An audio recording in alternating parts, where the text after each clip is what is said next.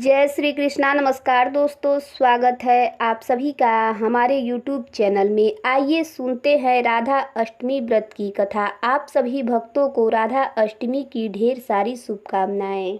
आप सभी के जीवन में भगवान श्री कृष्ण और राधा माता की कृपा से आप सभी को सुख और समृद्धि की प्राप्ति हो। भगवान श्री कृष्ण और माता राधा आप सभी के इच्छाओं को पूर्ण करें। राधा अष्टमी का व्रत, जो कि यह व्रत हर वर्ष भाद्रपद माह के शुक्ल पक्ष की अष्टमी तिथि के दिन राधा अष्टमी का व्रत किया जाता है। इस दिन राधा रानी के जन्मोत्सव के रूप में इस दिन को मनाया जाता है। श्री कृष्ण जन्माष्टमी के 15 दिनों के बाद अष्टमी को ही राधा जी का जन्म हुआ था। इस दिन राधा जी का विशेष पूजन करने से अनंत गुना पुण्य फलों की प्राप्ति होती है। यह व्रत सभी प्रकार के पापों को नष्ट करने वाला और इस लोक में और परलोक में सुख को देने वाला है। मनुष्य व्रत का रहस्य अगर इस व्रत को करता है तो वह जान लेता है और फिर राधा परिकरों में निवास करता है। राधा अष्टमी के दिन जो भी व्रत रखने वाले हैं उन्हें चाहिए कि इस दिन सुबह जल्दी उठकर नित्य क्रियाओं से निवृत्त होकर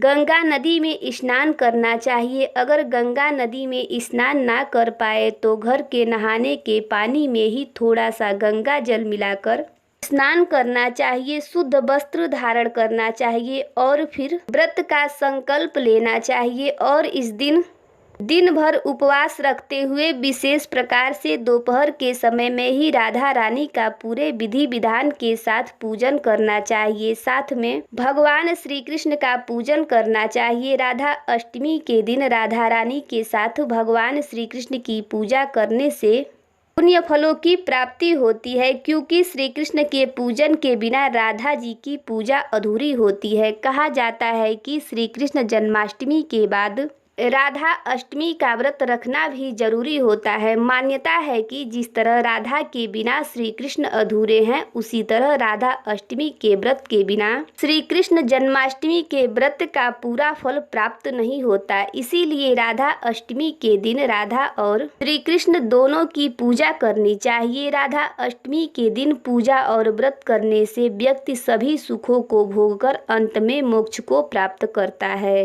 इस दिन चाहिए पूजन के लिए एक अच्छे से जगह ले, उस जगह को अच्छे से पवित्र करके वहाँ पे एक मंडप बनाएं और उस मंडप के बीच में मिट्टी या तांबे का शुद्ध पात्र रख के कलश को स्थापित करें और इस दिन राधा रानी और भगवान श्री कृष्ण की स्वर्णमयी प्रतिमा या मिट्टी की प्रतिमा या फोटो रख करके इनका पूरे विधि विधान के साथ श्रद्धा भाव के साथ पूजन करना चाहिए। इससे अनंत गुना पुण्य फलों की प्राप्ति होती है। तो आइए सुनते हैं राधा अष्टमी व्रत की कथा। राधा अष्टमी कथा के अनुसार राधा माता, जो कि गोलोक में श्री कृष्ण के साथ रहती थी, एक बार श्री कृष्ण भगवान को गोलोक में राधा रानी कहीं नजर नहीं आई।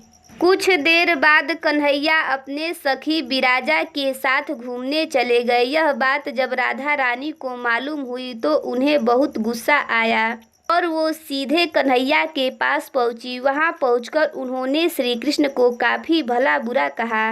राधा रानी का यह रवैया भगवान श्री कृष्ण के प्यारे मित्र सुदामा को बिल्कुल भी अच्छा नहीं लगा। सुदामा ने उसी वक्त बिना कुछ सोचे समझे राधा रानी को पृथ्वी पर जन्म लेने को श्राप दे दिया। राधा को इतने गुस्से में देखकर श्री कृष्ण भगवान की सखी विराजा भी नदी के रूप में वहां से चली गई। राधा ने सुदामा से श्राप पाने के बाद उन्हें राक्षस कुल में पैदा होने का श्राप दे दिया।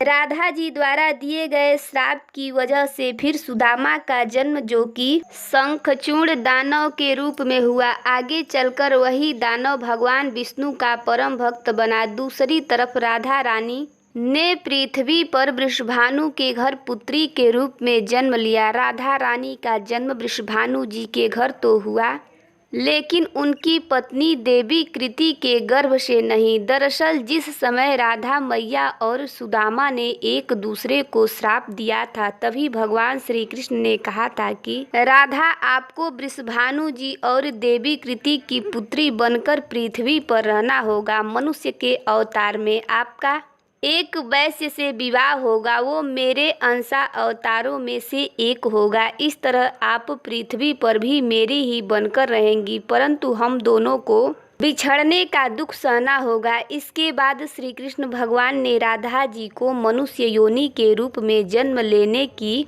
तैयारी करने के लिए कहा। संसार के सामने वृषभानु जी की पत्नी गर्भवती हुई। जिस तरह एक बच्चा दुनिया में आता है, ठीक वैसे ही देवी कृति का भी प्रसव हुआ था, लेकिन असल में राधा माता का जन्म देवी कृति के गर्भ से नहीं हुआ था। भगवान की माया से उसके गर्भ में वायु भर दी गई थी।